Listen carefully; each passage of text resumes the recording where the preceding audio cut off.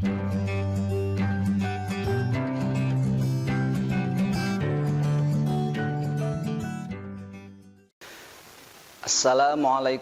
warahmatullahi ta'ala wabarakatuh. Baiklah anak-anak, kembali lagi bersama Bapak Enjang Abdul Jabar. Meskipun pertemuan kali ini di dalam sebuah video, mudah-mudahan kalian semua tetap sehat di rumah, tetap semangat menjalankan tugas-tugas yang diberikan oleh Allah Subhanahu wa Ta'ala dan juga tugas ibu guru, bapak guru kalian. Baiklah, pada kesempatan pagi hari ini Bapak akan menerangkan PAI, yaitu meyakini kitab-kitab Allah dan mencintai Al-Quran untuk kelas 8. Namun sebelum Bapak mulai, alangkah baiknya kita membaca basmalah terlebih dahulu. Baiklah, Bapak akan pimpin anak-anak. Bismillahirrahmanirrahim. Silakan diikuti.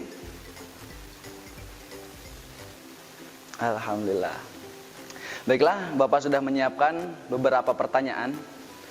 Yang pertama, apakah kalian tahu apa itu kitab suci? Yang kedua, apakah iman kepada kitab suci?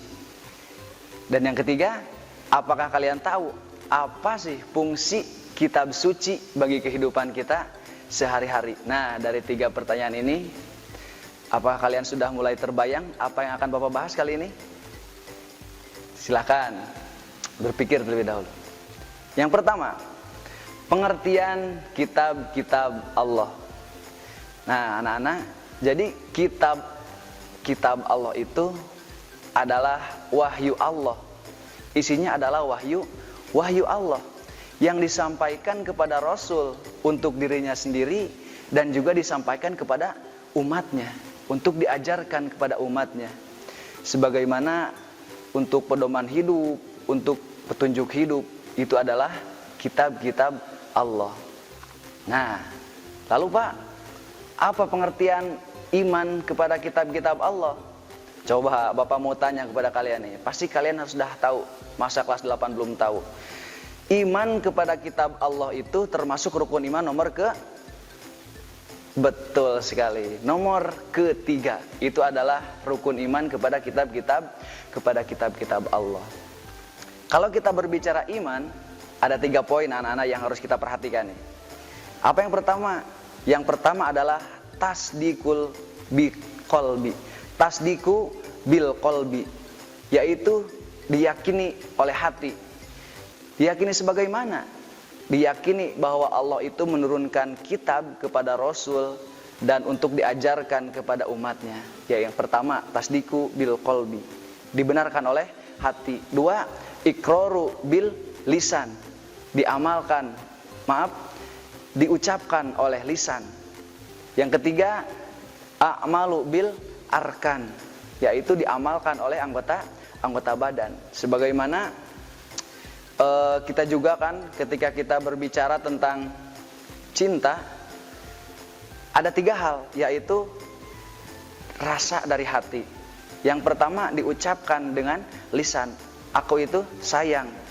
Yang ketiga, apa sih pembuktiannya, amalnya, mana? A'malu bil arkan. Nah, ini juga ketika kita iman kepada kitab-kitab Allah harus ada 3, yaitu tasdiku bil qalbi, yaitu diyakini dengan sepenuh hati dalam hati kita. Yang kedua, diucapkan dengan lisan atau iqrar bil lisan, dibaca. Yang ketiga, a'malu bil arkan, kitab-kitab Allah isinya kita amalkan dalam sehari-hari gitu. Itu adalah tandanya kita beriman kepada kitab Allah. Nah, seperti itu anak-anak. Lalu yang nomor ketiga nih, fungsi dari kitab suci itu apa sih? Mungkin kalian bertanya-tanya seperti itu. Apa sih fungsi dari kitab-kitab Allah itu? Nah, fungsi dari kitab-kitab Allah itu sebagai pedoman hidup, sebagai petunjuk, betul sekali. Sebagaimana firman Allah dalam Al-Quran, Bismillahirrahmanirrahim. Yahdi bihillahu manittaba'a ridwanahu subulas salami wa yukhrijuhum minadh dhulumati ilan nur. minadh-dhulumati ilan nuri bi'idnihi wa yahdihim ila siratim mustaqim. Itulah. Jadi kitab-kitab Allah itu untuk petunjuk, untuk pedoman hidup. Nah, coba kita bayangkan nih. Misalkan kita punya sebuah mobil, kita punya sebuah motor, tapi kita tidak tahu cara mengoperasikannya seperti apa, cara membuka pintunya pun tidak tahu seperti apa. Coba bayangkan apa yang akan terjadi. Misalkan kalian nih mau berangkat ke sekolah sama orang tua anak-anak. Nih cina motornya, kita itu tidak pernah belajar motor. Kalian juga tidak pernah belajar motor, tidak pernah mengetahui motor itu bagaimana menghidupkannya. Kuncinya dimasukkannya kemana, tidak tahu. Misalkan kalian itu adalah orang pedalaman, misalkan. Tidak tahu panduannya seperti apa. Takut-takut motornya malah dijungkel-jungkel, motornya malah rusak. Seperti itu. Nah, atau misalkan contoh lain, kita mau mendaki gunung, misalkan. Mendaki gunung kita membawa peralatan seperti peta, seperti kompas. Nah, tapi kita tidak tahu peta dan kompas itu fungsinya buat apa sih? Cara mengoperasikan kompas itu seperti apa sih? Peta itu buat apa sih dalam kehidupan mendaki gunung itu? Kita tidak tahu. Apa yang terjadi? Oh, kalian bisa tersesat, kalian bisa pulang, tapi pulangnya bukan ke rumah, tapi malah kemana? Kembali ke Allah Subhanahu Wa Taala, mati dalam keadaan tidak tahu yang menemukan. Nah, seperti itu. Jadi Al-Quran itu fungsinya adalah sebagai pedoman hidup, sebagai petunjuk. Jadi ketika kita tidak tahu fungsinya, pedomannya, bagaimana kita bisa sampai kepada Allah. Karena kan kita manusia itu diciptakan oleh Allah. Kita juga akan kembali kepada Allah. Minha khalaqnakum wa fiha nu'idukum wa minha nukhrijukum taratan ukhra. Sebagaimana dalam Al-Quran surat At-Taha diterangkan, kita itu diciptakan dari tanah oleh Allah Subhanahu Wa Taala dan akan kembali ke tanah, gitu. Dalam intinya kita diciptakan dari Allah dan akan kembali ke Allah. Maka bagaimana cara menjalani hidup ini supaya hidup ini baik, anak-anak? Nah, pedomannya ada dalam Al-Quran, petunjuknya ada dalam Al-Quran. Jadi Al-Quran itu sebagai petunjuk bagi kita bagaimana cara hidup kita yang baik dan benar. Sangkan kita bisa selamat sampai ke akhirat dan masuk surganya Allah, mendapatkan ridho Allah Subhanahu Wa Taala. Lalu materi kitab apa saja yang harus kita pelajari hari ini? Nah, perlu kalian ketahui, kitab-kitab Allah yang diturunkan semuanya berjumlah 104 kitab. Ada berapanya? 104 kitab. Nah, dari 104 kitab yang harus kita ketahui hanya ada 4 kitab. Hanya ada 4. Yang pertama, kitab Taurat. Nah, lihat di layar. Kitab Taurat diturunkan kepada Nabi Musa pada abad ke-12 sebelum Masehi. Ini kitab Taurat yang pertama diturunkan berupa kitab, yaitu diturunkan kepada Nabi Musa pada abad 12 sebelum Masehi. Kitab Taurat juga berarti hukum atau syariat. Kitab Taurat juga diperuntukkan untuk golongan Nabi Musa, yaitu Bani Israel. Nah, tapi pokok pembelajaran dalam kitab Taurat adalah yang pertama, perintah untuk bertauhid. Yang kedua, perintah mensucikan hari Sabtu. Kan kalau kita umat Kanjeng Nabi Muhammad mensucikan hari Jumat, ya. Untuk golongan Nabi Musa mensucikan hari Sabtu. Yang ketiga, perintah untuk menghormati orang tua. Bagaimana kita bertata krama, berakhlak pada orang tua yang baik. Nah, yang selanjutnya, larangan berzina, membunuh, mencuri, menjadi saksi palsu, dan mengambil hak orang lain. Itu adalah isi kandungan atau pokok pelajaran dalam kitab Taurat. Sebagaimana dalam Al-Qur'an diterangkan, "Walaqad ataina Musal kitaba la'allahum yahtadun." Dan sesungguhnya telah kami berikan kitab, yaitu kitab Taurat kepada Nabi Musa, agar mereka Bani Israel mendapatkan petunjuk. Itu diantaranya kitab Taurat. Selanjutnya yang kedua adalah kitab Zabur. Kitab Zabur. Nah, kitab Zabur ini adalah kitab yang kedua diturunkan oleh Allah Subhanahu wa taala kepada siapa coba? Kepada Rasul yang bernama Nabi Daud. Nah, coba lihat di layar. Kitab Zabur diturunkan oleh Allah Subhanahu wa taala pada abad ke-10 sebelum Masehi. Kitab ini diturunkan di kota Yerusalem. Kitab ini juga diperuntukkan untuk Bani Israel, sama seperti kitab Taurat. Namun kitab Zabur ini berbeda dari kitab Taurat. Kitab Zabur ini ditulis dengan bahasa Kibti. Nah, sedikit berbeda.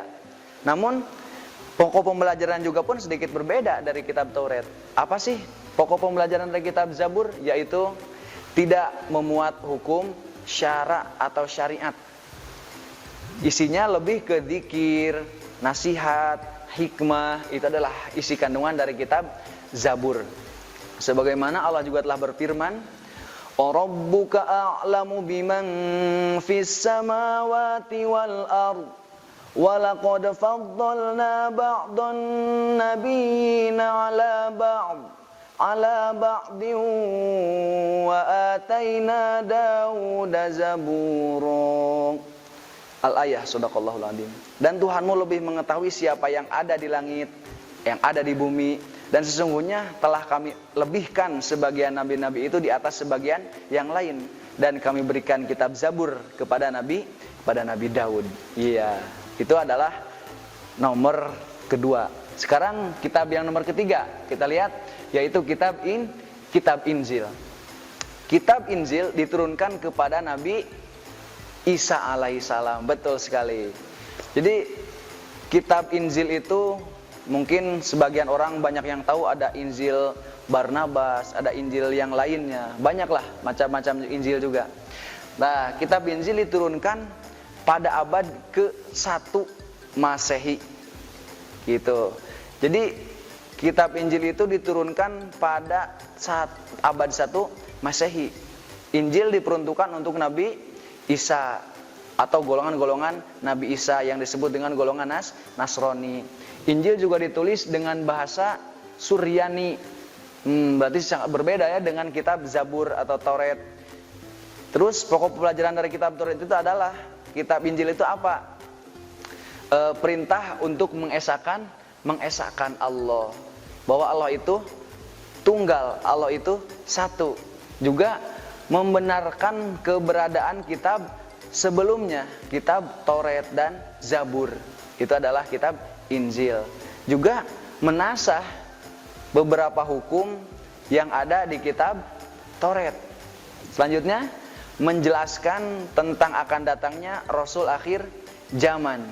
Sebagaimana firman Allah Subhanahu wa taala, Bismillahirrahmanirrahim. Qala inni abdullahi ataniyal kitaba wa ja'alani nabiyya. Nabi Isa berkata, sesungguhnya aku ini hamba Allah. Inni abdullah. Sesungguhnya aku ini hamba Allah. Ataniyal kitaba wa ja'alani nabiyyan. Dia memberiku kitab, yaitu kitab Injil, dan dia menjadikan aku seorang nabi. Itu kata-kata Nabi Isa. Nah, jadi itu pokok dari pembahasan kitab Injil. Selanjutnya nomor keempat adalah kitab Al-Quran. Nah, kitab Al-Quran diwahyukan oleh Allah Subhanahu wa taala kepada Nabi besar Muhammad sallallahu alaihi wasallam. Al-Quran itu diturunkan pada abad ke-7 Masehi. Al-Quran juga adalah kitab terakhir yang diturunkan oleh Allah Subhanahu wa taala di muka bumi ini.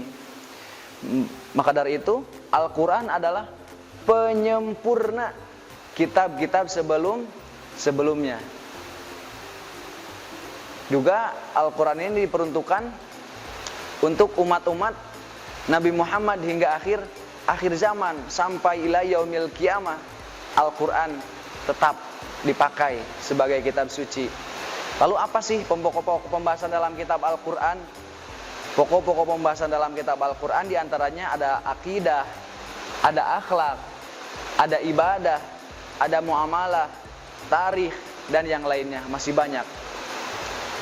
Sebagaimana dalam Al-Quran Allah telah berfirman, coba dengarkan anak-anak.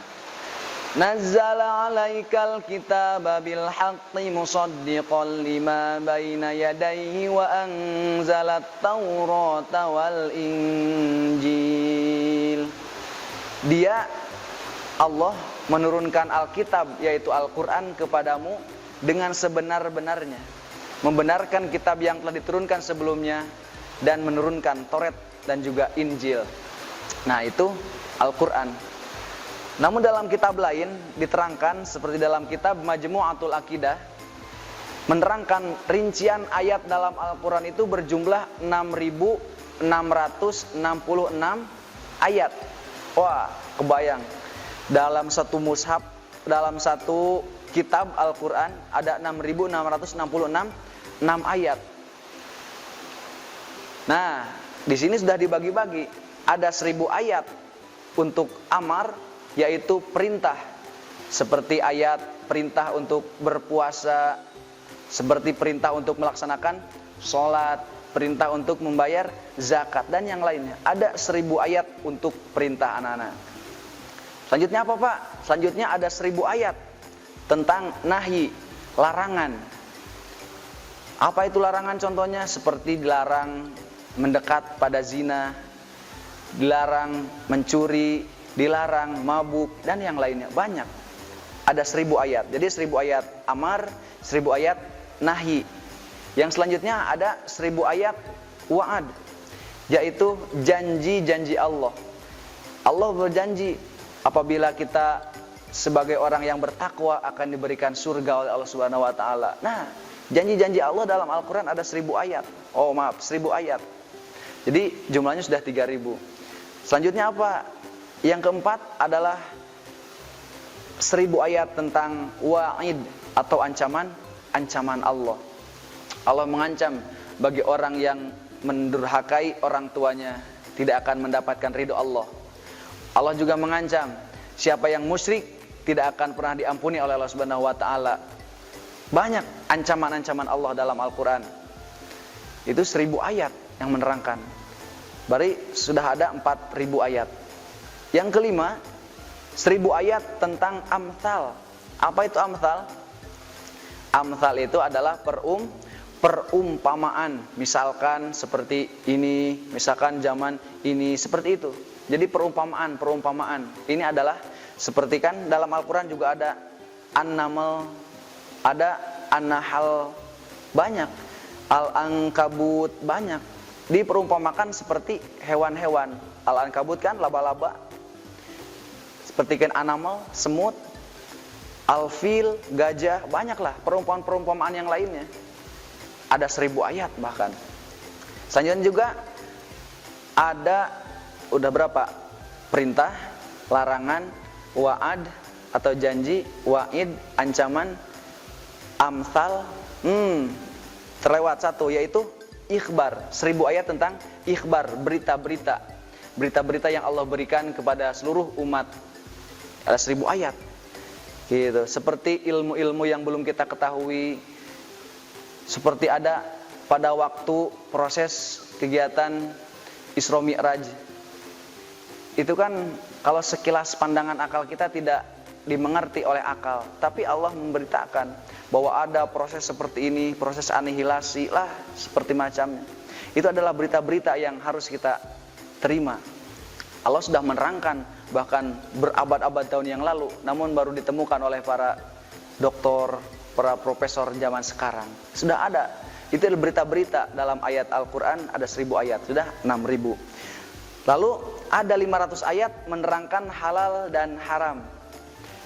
Sebagaimana ahalallahul bai'a wa harramar riba. Allah menghalalkan jual beli dan mengharamkan riba. 500 ayat. Apa jual beli? Tidak. Jual beli saja? Tidak, tapi banyak. Selanjutnya juga ada 100 ayat tentang nasikh mansukh atau menyalin dari kitab-kitab sebelumnya. Ya, disesuaikan dengan perkembangan zaman. Dan yang terakhir berarti tinggal 66 ayat. 66 ayat terakhir yaitu berisi tentang doa, zikir, tahmid dan istighfar. Itu berarti berjumlah semuanya 1000 amar, 1000 nahyi, 1000 wa'ad, 1000 wa'id, 1000 amthal, 1000 ikhbar, 500 nasikh mansukh, halal haram, 100 nasikh mansukh, dan 66 doa, zikir, tahmid dan juga istighfar. Nah, itu selanjutnya perbedaan kitab dan juga suhuf. Apakah kalian tahu, anak-anak, apa sih perbedaan kitab dan suhuf? Soalnya dari tadi kita kan membahas kitab. Sebagaimana yang Bapak terangkan tadi, ada 104 kitab yang wajib kita ketahui, cuma ada 4, yaitu Taurat, Zabur, Injil dan Al-Quran. Sisanya adalah suhuf yang 100. Apa kalian tahu apa sih perbedaan suhuf dan dua kitab? Nah, kalau kalian tidak tahu, Bapak akan terangkan. Antara kitab dan suhuf mempunyai persamaan dan juga perbedaan. Persamaannya adalah sama-sama wahyu Allah dari Allah Subhanahu wa taala diturunkan kepada nabi-nabi, kepada para rasul. Adapun perbedaannya diantaranya yang mencolok ada 3, yaitu isi kitab lebih lengkap karena lebih dibukukan daripada isi suhuf. Gitu. Sedangkan yang kedua, bentuk dari kitab sudah dibukukan, tebal. Sedangkan suhuf masih berbentuk lembaran-lembaran yang terpisah yang berceceran. Itu suhuf. Beda ya. Yang ketiga, kitab biasanya berlaku lebih lama daripada suhuf. Jadi masa expirednya itu masih apa? Masih panjang. Bahkan Al-Quran tidak akan pernah hancur, tidak akan pernah tergantikan sampai ila yaumil qiyamah. Jadi antaranya perbedaan kitab dan juga suhuf, mengerti ya? Selanjutnya dari perbedaan suhuf dan juga kitab, kita bisa rinci berapa sih suhuf yang diturunkan oleh Subhanahu wa taala kepada kita? Yaitu yang pertama, suhuf yang diterima oleh Nabi Idris ada 30 suhuf. Ada 30 lembar kepada Nabi Idris. 30. Diturunkan kepada Nabi Sish menerima suhuf sejumlah 50 suhuf, 50 lembar. So, berarti 80 lembar. 80. Ada juga Nabi Ibrahim mendapatkan 10 suhuf, jadi 90. Nabi Musa mendapatkan 10 suhuf. Jadi Nabi Musa selain mendapatkan kitab Taurat juga mendapatkan suhuf dari Allah Subhanahu wa taala, yaitu selembar sebanyak 10 suhuf. Jadi dijumlahkan semuanya ada 100, maka bulat ada 104 kitab Allah Subhanahu wa taala. Keterangan bahwa yang menyatakan suhuf itu benar-benar ada adalah firman Allah dalam surat Al-A'la ayat 18 dan 19. Bismillahirrahmanirrahim. Inna hadza lafi suhufil ula suhufi Ibrahim wa Musa.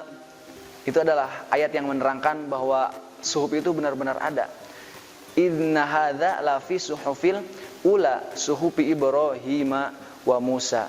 Nah, selanjutnya anak-anak, setelah kita belajar dari tentang kitab-kitab Allah dan juga iman kepada Allah, perbedaan antara kitab dan juga suhuf, mudah-mudahan kalian lebih giat untuk membaca Al-Quran, karena sungguh sangat baik dan juga luar biasa pahala-pahala yang membaca Al-Quran.